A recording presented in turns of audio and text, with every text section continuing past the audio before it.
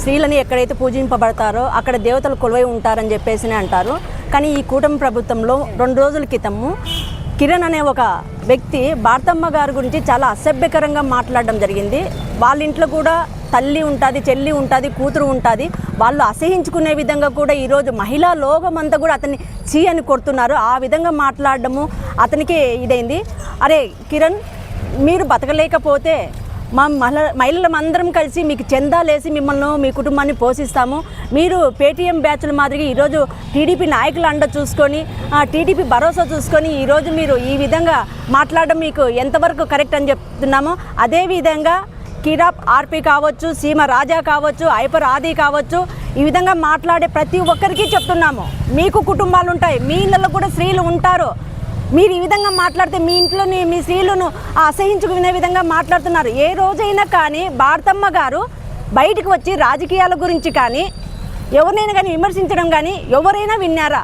లేదు కదా. ఈరోజు ఒక రాజకీయ కుటుంబంలో ఒక తల్లి లాంటి వ్యక్తిని బయటికి తీసుకొచ్చి ఈ విధంగా అవమానకరంగా మాట్లాడుతున్నారు. ఆ రోజు కర్నూలులో సుగాలి ప్రీతి విషయంలో జనసేన పవన్ కళ్యాణ్ గారు అమ్మాయి విషయంలో ఆమెను మేము అధికారంలో ఉన్నప్పుడు ఈ విధంగా చేసినటువంటి వాళ్ళను తాట తీస్తాం, తొక్క తీస్తామని చెప్పేసి అంత వీర పలుకులు పలికినటువంటి పవన్ కళ్యాణ్ గారు ఈరోజు ఎక్కడికి పోయినారు? ఈరోజు రాష్ట్రంలో ప్రతి మహిళ పైన రోజుకు 72 దాకా అత్యాచారాలు, హత్యలు జరుగుతుంటే మైనర్ బాలికల పైన ఇంతగా ఈమెం జరుగుతున్నాయి. కానీ ఈరోజు హోమ్ మినిస్టర్ గారు పూర్తిగా ఫెయిల్ అయింది. మహిళలను రక్షించడంలో ఈ ప్రభుత్వం ఫెయిల్ అయింది. మేము ఒకటే హెచ్చరిస్తున్నాము, ఎక్కడైనా కానీ మహిళల గురించి బయట ఎవరైనా కానీ ఎంతటి వాళ్ళైనా కానీ వైఎస్ జగనన్న గురించి కానీ వైఎస్ ఫ్యామిలీ గురించి కానీ ఏ ఆడపిల్లైనా గురించి కానీ మాట్లాడినారు అంటే ఇంకో మీరు ఎక్కడైనా ఈ విధంగా మాట్లాడిన వాళ్ళకు తొక్క తీసి తాట తీస్తామని చెప్పేసి మీకు హెచ్చరిస్తున్నాము.